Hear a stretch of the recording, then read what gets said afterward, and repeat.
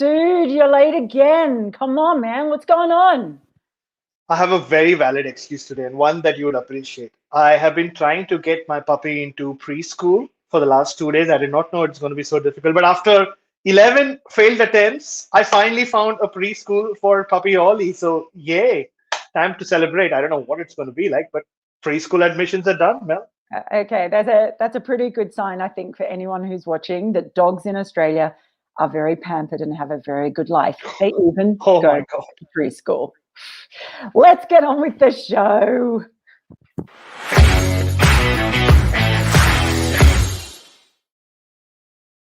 Hello, everyone, and welcome to Over and Out with me, Melinda Farrell, and Bharat Sundaresan. There we go. An interesting ODI to start this segment of England's tour of India. India pretty comfortable winners in the end, but it was a game that all went backwards and forwards quite a few times before we ended up getting there. We have our 6 deliveries of the game, our 6 balls of this particular over to discuss. First ball up, we have brothers in arms. Now, you know what, you can get pretty cynical, can't you, watching it all the time or being a journalist or whatever.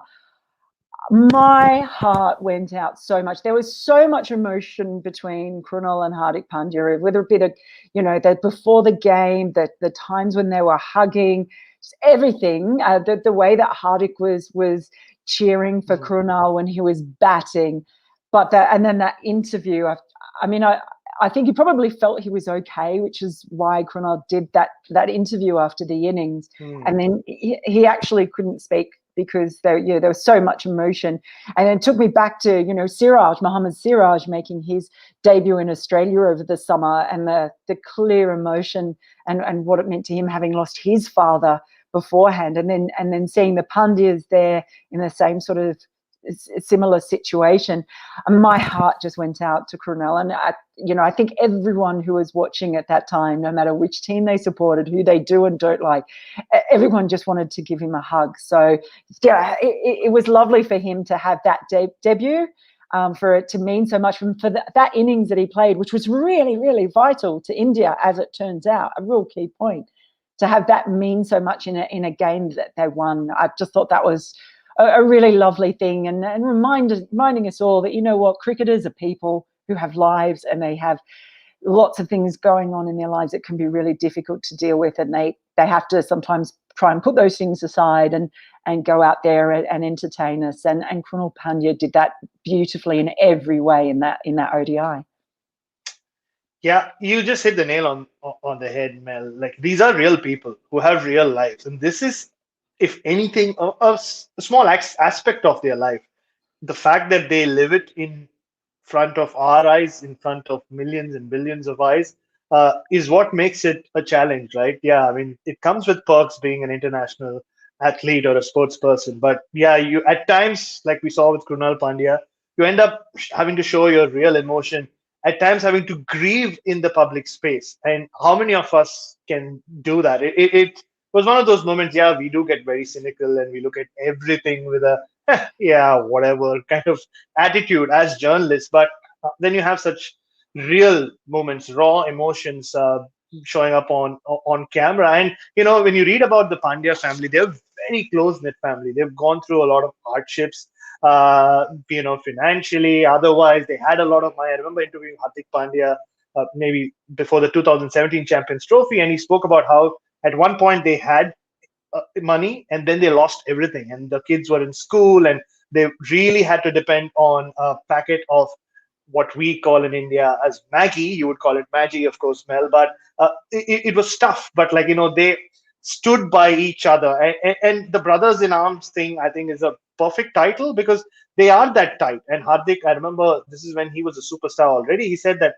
I don't know where my money is. I let Krunal handle everything. So they go beyond just being brothers who play cricket together. They are a very, very close knit family. I remember his parents came to the CCI once when both the Pandya brothers were playing. I think it was a practice game, India A game.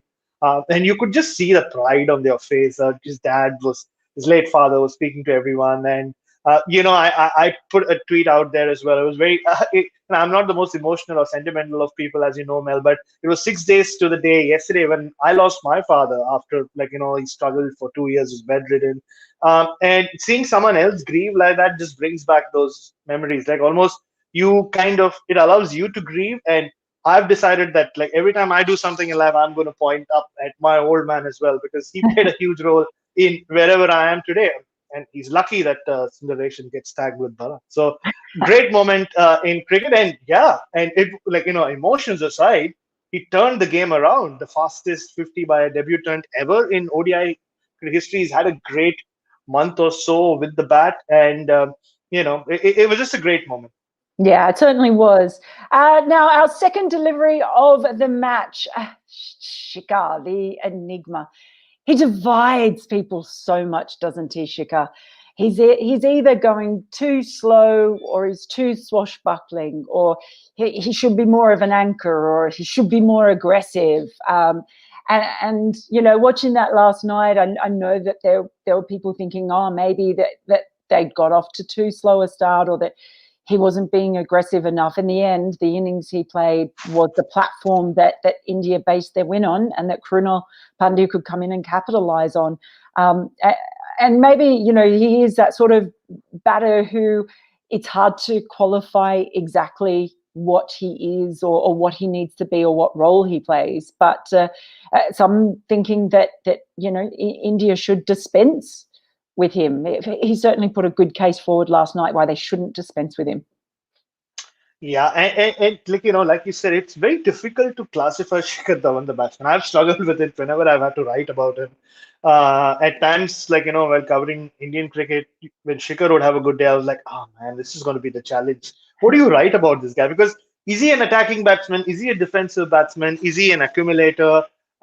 Is he stylish? Is he not? Like, it's very difficult to really put him in any bracket, Shikhar Dhawan. That's the kind of batsman he is. And the kind of innings we saw yesterday, historically, we've seen when Rohit and Shikhar open, Shikhar takes the charge early on with the bat, and then Rohit kind of takes his time and then catches up later on. I think both kind of had to do it, and I'm sure we'll talk about it, because I thought England bowled well. The pitch maybe played a role as well. I thought he shifted gears nicely. At the end of the day, 98 of 107. That's a strike rate of nearly 90, if not better than 90. That counts on a pitch like that. And he set the platform up. And I think that's how one day cricket is played these days, where the last 10 overs, if you don't lose enough wickets, if you have an opener who's batted and given your platform, you can score nearly 100 runs. And that's what India did. And they owe a lot of it to Shikhar Dhawan. And I'm glad he got the man of the match. Yes, Krunal Pandya changed the game with the bat, but Shikhar Dhawan steadied the ship. And I don't see any reason why they should break up the Rohit Shikhar Dhawan partnership anytime soon. The next World Cup will be in India, and Shikhar Dhawan has a very good record when batting in ICC tournaments, and especially in the subcontinent. So Shikhar Dhawan is here to stay, even if I still don't know how to classify him. The enigma. Now, our third delivery of the match, I just looking through with a few. I did see, by the way, Aditya Venkatesh saying Shikhar the fastest Indian to score whatever the number he has scored. Very underrated in ODIs. You could be right there. There you are, Aditya. Thanks for your comment. Of course, you can leave comments there. We will see if that might cause an extra delivery to be bowled. But on to that third point, which sort of relates to kind of what you started to mention there. Go fast or go slow. I mean, you talk about modern innings being, in that last 10 overs, people being able to do everything. I mean, that's one form of modern batting. England, that has not necessarily been the way that they've played with some success. And the pace of the two innings was incredible. Even if you compare the Bairstow innings to the Dhawan innings, very, very different kind of ways of getting a really, really similar score. And England, the decision to go fast, they 15 overs, they hadn't lost a wicket, they're 130. That would have broken the back in a lot of chases. But that Pune pitch really did become a lot more difficult to bat in. It looked like it was so hard to get in on anyway. Whether or not these two different approaches by the sides, it has brought England success. Whether it's going to bring them success in India, maybe another thing. The last World Cup, the last Champions Trophy. They were both held in England. So this is a different challenge for them, I guess. And they have been very wedded to this way of going. Maybe it was a mistake by Owen Morgan to chase on that pitch as well, in understanding the way that pitch was playing on that particular day. But there is a contrasting styles, and that, you know, it's hard to.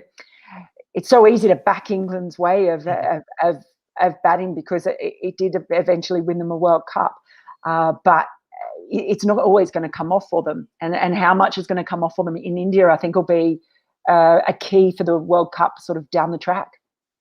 He did win them the World Cup, but by the barest of margins, don't forget. So, yeah, I mean, you know, I have always described England's change in attitude with one-day cricket as their get busy living or get busy dying moment. It happened after the 2015 World Cup, and it has worked for them for a long period of time. But I don't know whether it's always worked for them in the subcontinent. And you can understand why they play that way. They have the depth in their batting, or generally they do when they're full strength. But I don't know. They did have depth in the batting yesterday as well. But maybe the time has come where, considering the next World Cup, like you said, is going to be in the subcontinent, where you will get pitches which might slow down on and off. And we saw that in the Champions Trophy in 2017 against Pakistan on a slightly slowish pitch. They struggled.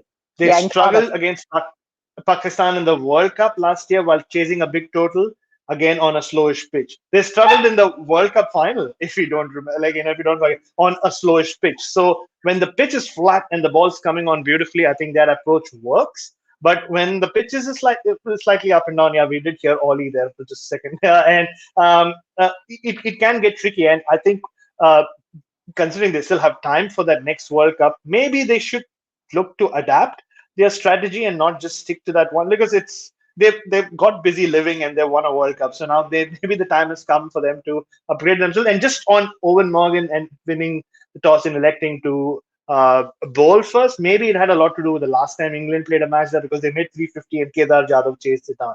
That's my opinion anyway. But England need to change. Yeah, maybe. We'll see. And a comment there from Abhishek Das, who says, "Hey, Mel, are English batters one-dimensional, attack or perish?" No, I don't think so. I think it's really easy to categorise England as that. And bear in mind, they didn't have Joe Root coming in, and I think that may be quite key as well, because if you have Joe Root coming in after you've had Jason Roy and Johnny Bairstow absolutely belt it and put you in a really good position, Joe Root's probably the kind of batter that you really want to come in at that point. So that I do think that there's possibly that might not be the team that we would see in a similar kind of match in a World Cup in India. So bear that in mind. There are different players, and they aren't necessarily one-dimensional.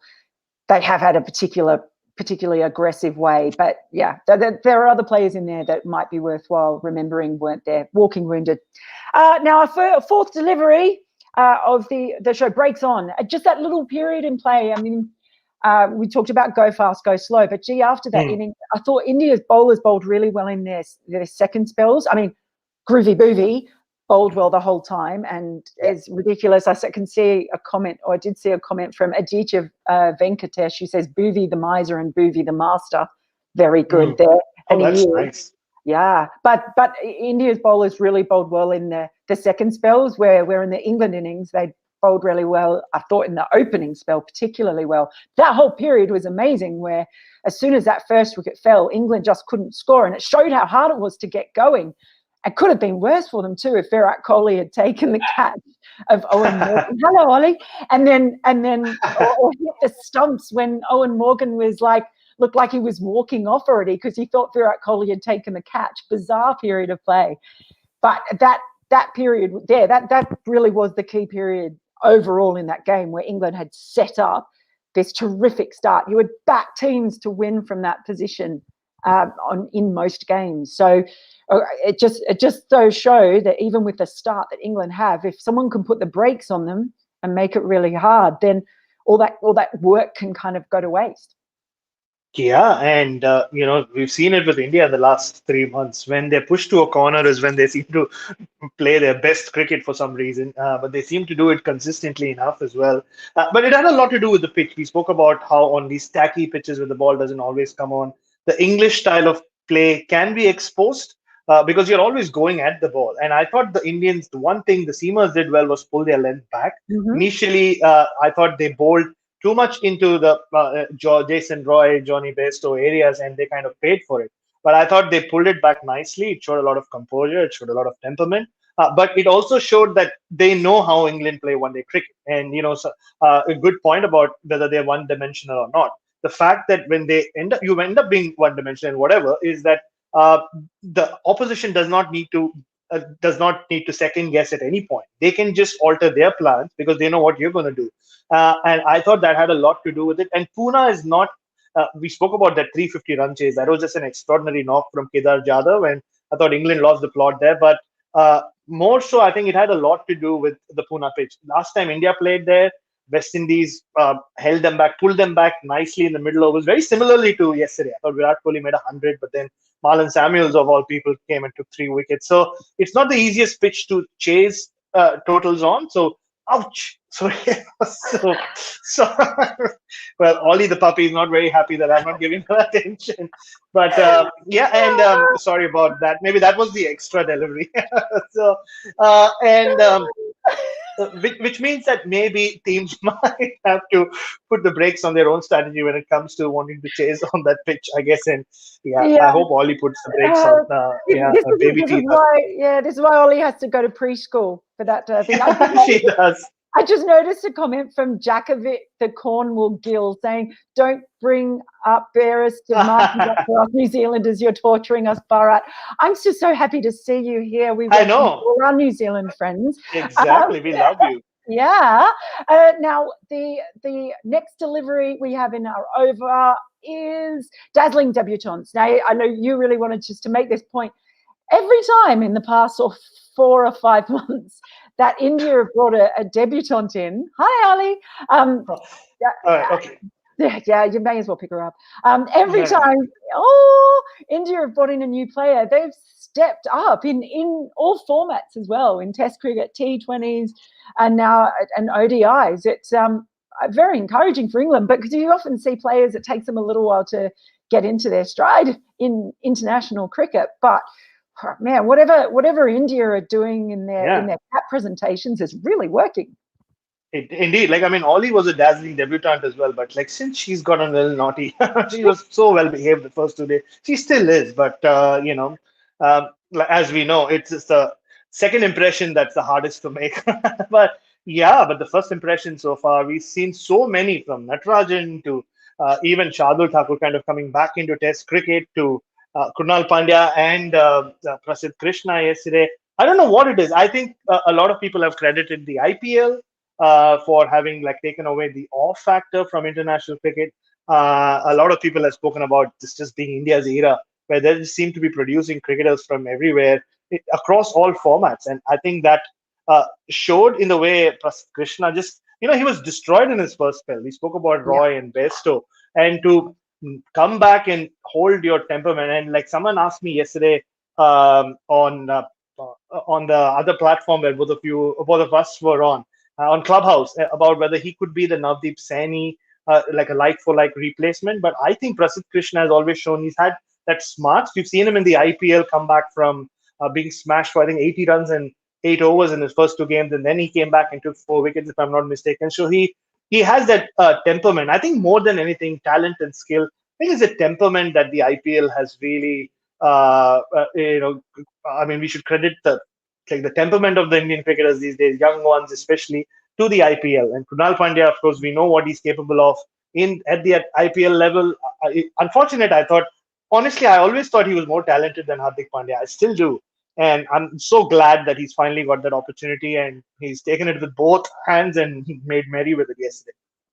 Yeah, now I'd just not like to note that everyone is very happy to see Ollie. It's a few Jakovic saying, "Forget the show. Ollie is cute and she'll be the third talker on this show over and out." Oh, she is being, and Ari, there you are, Jakovic, and Ari is saying, "Better than Charlie bit my finger." You don't know Charlie bit my finger. Oh my No. God. Okay, I'll let you watch it afterwards. Everyone else knows. Okay, Now, fine. our final delivery of this over, and excuse me, I'm about to get a bit worked up. Rubbish scheduling. Yes, it is rubbish, because what else was happening yesterday while India men were playing England men? Well, there was another India team playing as well, of course, in that the series that India women are playing against South Africa. It is absolutely mind-blowing to me that you would have the first two ODIs of that series, the first matches of those series up against India men playing as well, and it's appalling. You can't say there's so much happening in all different grounds and everywhere else that those games could not have been scheduled on other days. You look at what's happening in New Zealand at the moment, where they've got the New Zealand men playing Bangladesh men, New Zealand women are playing Australia women, and they're having a double header. Whether it's double headers, whether it's on different days, they haven't played for a year. They haven't played for a year since the T20 World Cup final in Australia. They're World Cup finalists. They don't get any cricket for a year.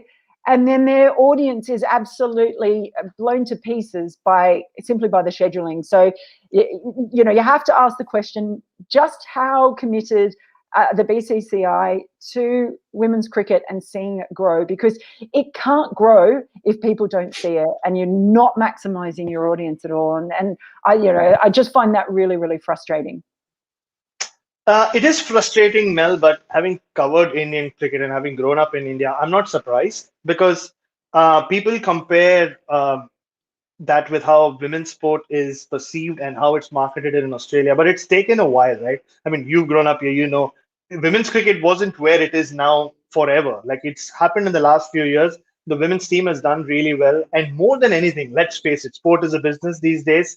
That's the hard reality. And whether it's Cricket Australia or whether it's BCCI or whether it's Star Sports, if they look at it as a product which is selling, why wouldn't they sell it? And I think Indian women's cricket at this stage, by those people in power, I'm sure there is a valid reason why they think that it's not selling as it should, because we have to realize in Indian cricket, broadcast rights go for a lot of money. And yeah, I know you can look at it as saying, yes, maybe they're not committed enough, and maybe they're not. And maybe it will take that point in time when they think, yes, it is a product that can be sold on its own.